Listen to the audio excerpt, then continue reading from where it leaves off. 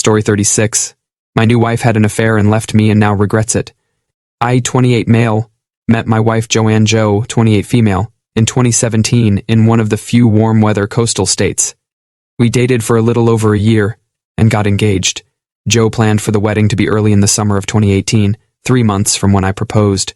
I was a bit taken aback by the quick wedding, so I pushed her to move it to early 2019. I told her we needed to live together for a while because my parents would only support us if we had at least a full year engagement.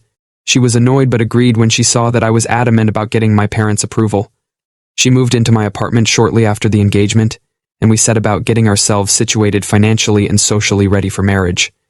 We both worked decent jobs, and I was going after a promotion at my company. I completed a few projects there, and the last one I handled by myself was under the oversight of my manager. Jo worked an office job doing operations duties for a medium-sized company, providing IT services to local businesses. Her company was popular and growing at a steady pace, signing new deals regularly. The first 6 months went smoothly with little concern. We hit some road bumps in the last 6 months as we got to know each other better, but it wasn't anything significant.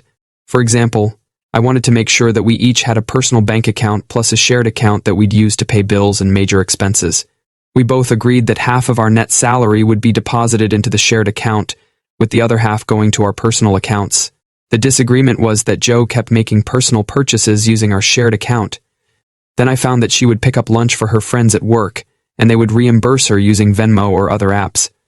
My issue was that she used shared money and collected the payments into her personal account. This has been more than $1,000 in the last 6 months. When I pointed out the logic, she said, okay, she'd fix that. But she didn't move the money back to the shared account until I mentioned it again at the end of the month.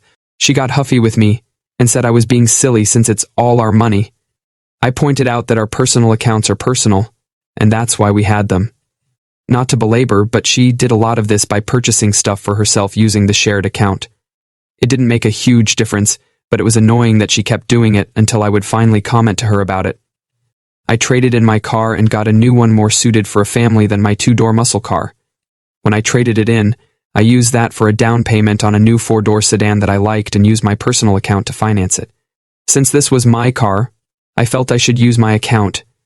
Jo was completely different, and she wanted to trade in her car and get one, financing it through our shared account since it would be for the family and any kids we had. I told her that was fine, but it felt like she was testing me. I'm not trying to be a jerk here. This is what we had agreed on. She seemed to be doing this dance to try and get as much stuff paid for by the shared account as she could. I probably wouldn't have said anything if this happened after our marriage. Our shared account was enough to pay rent, utilities, and food while quickly building our savings intended to purchase a house. When we reached that point, we had agreed to each contribute the same amount from our personal accounts to the down payment. Some of you probably wonder why I was adamant about doing our finances this way. My older brother had gotten married right out of high school to his multi-year girlfriend, and they had dumped everything into a single account. When they ended up divorced, he was always lamenting that their financials were tied together. His ex drained the account before he could get any money out, and he couldn't even pay the rent on time. By the time he stopped his direct deposit and got his own account, he was living with our parents, screaming that his ex had also blown up the credit cards. The disaster of his relationship was monumentally a crap show. Combining this with following my mom's advice was a great idea. Thus, we had a personal account, a shared account, and separate credit cards with only our own names on them. We did have one shared credit card that was only used to buy shared assets from online services, like the biggest online retailer, which starts with A. Aside from the financial stuff, I always deferred to her when making decisions. She chose where we were going to dinner, what social plans we would attend, etc. I did all of the chores that she wanted me to take responsibility for, and to be honest, she divided them up pretty equally. I did all of my chores and did many of hers if she didn't get to them. Fast forwarding, we work through our issues and settle into a solid routine. We have fun, exploring along the coast together and camping with friends. Jo is one of those girls with just the perfect body shape. She never had to do much to keep in shape. She maintained a great diet. We also worked out at the local LA Fit multiple times weekly. Our wedding date arrives, and we tie the knot with both families in attendance. Jo is in her moment, and is a stunning bride. We spend the first half of 2019 in newlywed bliss, and return to our lives. Around late spring of that year, Jo starts getting a little distant, spending more and more time with her friends. Her work time, coupled with her new friend time, has started annoyingly impacting keeping up our home. I will work, come home, and do everything around the house. This goes on for a few months, and then, out of the blue, Jo doesn't come home one night. I sat around waiting for her until around 10 p.m., then checked her location on my phone to find her location wasn't available. We have always had our locations shared, so we didn't have to worry about each other. It's really convenient to just take a quick glance to see where each other is so we can plan dinner, when we need to be ready to take groceries out of the car, etc. Jo had once had a flat tire on her car, and I was able to drive right to her without her having to try and figure out where she was on the side of the freeway. There are no real dead zones since we live in a big city area. The fact that I can't see her location is upsetting, so I send her a text asking where she is. The message quickly gets marked as read, so I know her phone is on. This means she's intentionally turned off her location or blocked me from Find My Friends. I texted her again, asking why her location was off, and she immediately replied with a snarky comment that she was with friends and I needed to stop spying on her.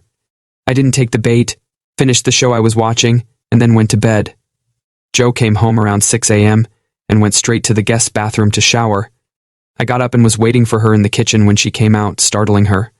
She got all blustery and said that she had fallen asleep on her friend's couch. I had not said a word. She goes and changes clothes and leaves for work. I get ready and leave for my job, annoyed at Jo's behavior. This goes on to a lesser extent for another couple of weeks, and then Jo is out all night again. When I confront her at the door in the morning while she's trying to sneak in at 4 a.m., she starts screaming at me like I've done something wrong.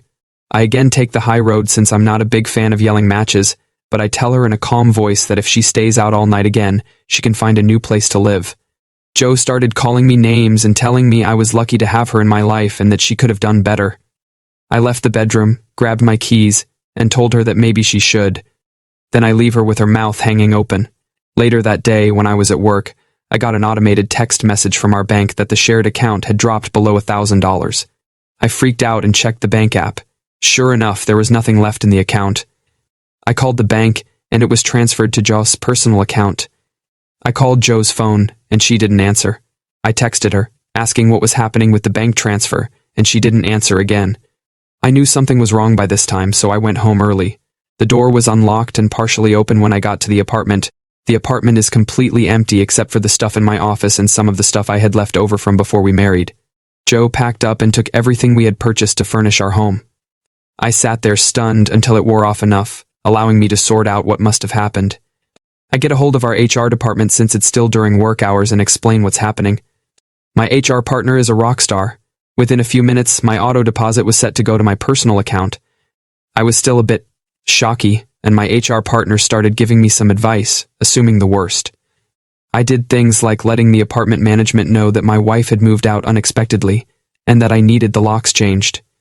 I called the bank and shut down the shared credit card, but there was a large amount on it pending to a local moving company. The bank asked me if I wanted to dispute that charge, so I said yes. I didn't tell them that my wife had made the charge, so they rejected it. Technically, I didn't know anything about the charge, and my wife didn't let me know in any way that a moving company would be billing us. It was good enough for me to justify in my mind. I did a few other things to secure myself, like parking my car in our garage, usually where Jo parked. The apartment maintenance guy showed up and changed out the locks since they take unauthorized access seriously. The garage wasn't key-locked. It used a remote fob that was replaced and synced to the opener. My home was secure. I contacted my mom and dad to let them know that Jo had bailed and taken almost everything, including all the money from our shared account. My SM started blowing up since Jo had changed her status to single and made a post gaslighting me about how I was an impossible partner and that she had to get out of the relationship because I was a controlling jerk. I held off replying other than posting that I had come home to a cleaned-out bank account and house. Then, I posted a picture of the disaster that was left over. The caption simply said, "I'm about to be single again after my wife decides to sleep around." There was a flurry of messages with our friends, and everyone expressed shock since nobody had seen this coming. This all blew up when one of Jo's work friends asked if it had to do anything with that guy she was spending so much time with, and posted a picture of them at a park with a date of over a month prior. Talk about a crap show. Some of the names people were calling her were downright savage. Jo came back, trying to defend herself with more lies, but the truth was already there for people to see. The person who posted the picture went off on Jo and said she thought it was interesting that he seemed to be around a lot. One of her college acquaintances commented, "Hey, isn't that your ex from college? The guy you dated before op?" Other people at the place where she worked came forward to hold Joe accountable with information regarding their meeting up in the parking lot and where others had seen them after. Work at restaurants, etc. This went on for quite a while, and I just lost it. The more I looked at the picture, the more he looked familiar. I've seen him multiple times since Joe and I started dating. I asked to take some time off and let my boss know what happened. I had a lot of vacation, so he told me to take as much as I needed and let him know how things were going. My brother reached out and offered me the number of his divorce lawyer. I sat for hours staring at the message he sent with her number. I took a few days to reset my brain and let my emotions run their course. The part that stuck more than anything was the sense of betrayal. I called the lawyer, scheduled an appointment, and started the process. The fact that Joe was cheating on me, taking all the home furnishings, and emptying the shared account was going to paint a pretty ugly picture of her. The attorney's office handled getting her served. That cost me a bit of money, but I didn't have to deal with it, so I consider it well spent. Joe was served at work in her office by a sheriff's deputy. That didn't go over well at all for her. It seems her boss had already heard about her antics, and some angry coworkers had come to him with what she was saying about them on SM. Being served in the middle of a meeting with her boss and some company executives put her in a bad spot. Her boss was not amused, and she ended up getting let go. Skipping some of the stupid drama over the next 6 months, my divorce went pretty quickly once Joe's lawyer explained to her that she had done everything she could to make the divorce go in my favor and that, unless she wanted to be taken to the cleaners, she needed to be fair in the negotiations. It also helped that we hadn't even completed our first year of marriage. I just wanted out of the marriage and offered to split all assets equally, including the shared account that she had drained. My lawyer had the financial details of what Joe had taken, and I had gone through the shared credit card account and put a number of items on the list that were not shared. I also reviewed the receipts for all the furniture and stuff we'd purchased to furnish our home that Joe took when she left. I told my lawyer I wanted precisely half of the total added to the money she would give up. I didn't fight that I had put slightly more money into the account because I made a few thousand a year more than she did. I insisted that there be no alimony, and my lawyer said that with the length of my marriage and the facts around her behavior, there would be none. I'm sure that in the end Joe's attorney convinced her that this settlement was the cleanest way out for her. She agreed and signed the paperwork, which went into the system for processing. Since it wasn't being contested and we had no kids, I was told that it would only take a few more months. We finally got a date from our attorneys for the divorce to be finalized, and I looked forward to moving on. Joe and I had not spoken to each other in any fashion since the day she left me. About a month before the divorce was final, Joe reached out through some friends since I had blocked her on everything I could. She asked to see me in person to talk about us. I was confused since she went from being a total bish shark to wanting to meet with me to talk. I did some digging before responding and learned from one of our remaining shared friends that she was no longer with AP. I was told she started living with AP when she lost her job. They had burned through her money quickly, and she dared not touch the money her lawyer told her she'd need to return. Once she ran out of cash, she had to start looking for work. Being fired for cause seems to significantly reduce one's chances of finding new employment. Out of sheer curiosity, I agreed to meet with her in a public setting and had a friend follow me and video the entire encounter. Joe was so focused on me and the topic that she didn't even realize my friend was sitting one table away from us with his phone facing our table. Joe looked like crap. It had been about 5 months since I'd seen her, and she looked like it had been a rough 5 months. She was gaining weight, and her complexion was bad. That was very different from the Joe I knew. Her tight clothes may have accentuated some of her body in a way that guys liked, but she just looked like she wasn't taking care of herself. She had lost the look of an athlete. On the flip side, I had been using exercise as a way to decompress since it helped me with the stress of the divorce. I have to admit Joe was still the woman I loved, and I ached when I saw her. Her personality was back to the Joe I met and dated in 2017. She tried to keep things light by complimenting me and asking how I was doing. When I told her that I was fine and work was going well, she seemed happy for me. Then, there was an awkward pause where I thought she was waiting for me to return the compliment, and I didn't. She looked down at the table and visibly collected herself before looking back at me. She looked at my hand and commented that I was still wearing my wedding ring. I told her I would wear it until the last day we were married. She looked up at me and asked why. I told her that, unlike her, I loved my wife and would never do anything to hurt or shame her. Then I told her I had promised her my heart and would be faithful to her as long as we were married. The look of shame she had on her face warmed my heart. It's hard to admit that, but it's an honest feeling I had. She started to tear up as she looked at my ring and thought about what I said. She looked up into my eyes and said she was sorry that she wasn't the wife I deserved. I nodded, and then asked her bluntly what she wanted to talk about. She took a moment to collect herself again, then asked me if I would be willing to pause the divorce and go to couples counseling. The shock must have been pretty evident because she just started telling me that she knew she messed up, that what she did was wrong, and that she never wanted to hurt me. It continued for a few minutes until she finally asked me to forgive her and give our relationship another chance, even though she didn't deserve it. I sat there with my mind running a mile a minute, trying to just fathom the ridiculous idea of me ever taking Joe back. I wanted to laugh in her face but caught myself before actually doing it.